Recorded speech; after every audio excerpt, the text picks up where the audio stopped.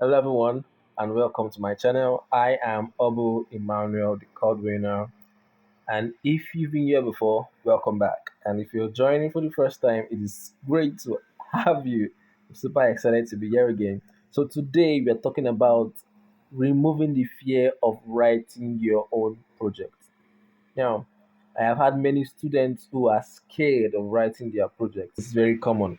So, one of the goals that I have for this channel is to help as many students as possible become more independent in writing their own work, which will give them some sense of satisfaction. Please subscribe and like, share, and if you get anything from here, please do comment. So let's get to it.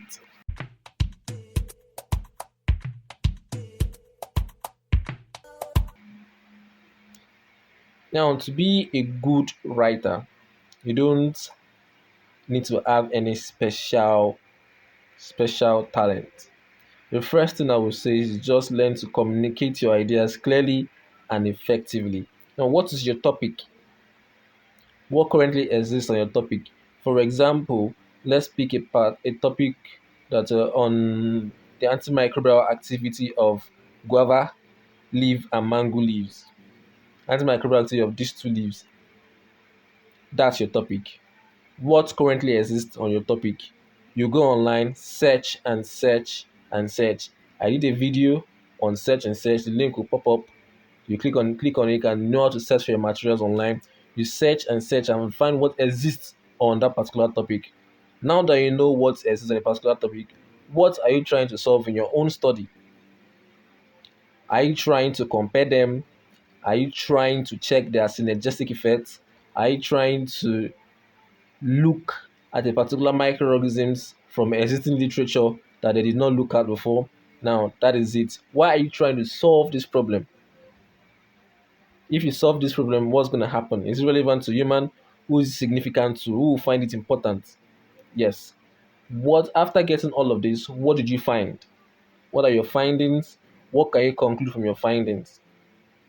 All of this, just put it down in the simplest way possible, the simplest language possible. And one good tip here is to talk it out, discuss. The good thing about research is that the good thing about talking it out is that you tend to talk in a conversational tone.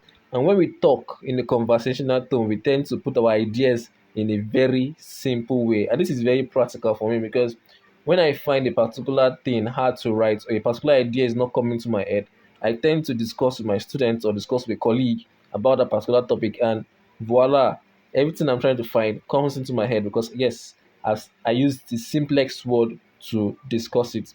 The next thing to know is that your writing will not be perfect in the first draft. So take your head away from having a perfect write up in the first place.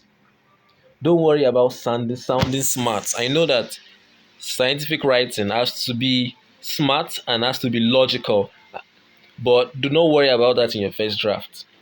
Just worry about dropping your ideas clearly in your first draft. Drop your ideas clearly and effectively. Just keep dropping your ideas. Worry about that first. Because if you focus too much on sounding elegant, you'll not be able to drop your ideas effectively. And the thing is that elegance does not happen in the first draft. In your first write-up, where you are dropping your ideas, where you're just dropping your ideas, borrowing down your ideas. Elegance does not happen there. Perfection does not happen there. Perfection happens when you go for revision. Now, revision when you start, that means you're starting from the beginning to check what you've written. And the funny thing is that most times is when we read a particular statement, we found okay, I'm still make a particular adjustment here. I'm still make a particular adjustment here, and that's what revision does. I think perfection comes when you have done when you are doing research. You see you've downloaded a lot of materials, and you see that your work is perfect and is so well written. And the funny thing is that this is where plagiarism comes in because you found that this particular journal or this particular writer written this particular wrote these statements that you're looking for and wrote it in a very very nice way. You copy it and paste it, and which is not, plagiarism is not very good. It is a crime. Yes, it's not a very good thing to practice. Plagiarizing is not a very good thing to practice. So you have to find your own voice as a writer, and it happens during revision. Write it down and go back to what you've written before, then do it again. That's where perfection comes in. Nothing is perfect in the first try. So let's ease down the fear and say, you must get it first, you must get it at first. No, it doesn't happen in the first try. So note that. Now the next thing to look at is that most of us think writing is for special people. You think writing project is meant for a particular set of people. You think writing project is meant for the brilliant ones in the class, that you must be a genius to write a project. Now I'm telling you that no, that's wrong. You don't have to be born with it. You don't have to be a genius. You don't have to be the best student in class to write your own project. Writing is just like every other skill. You can settle down and learn it.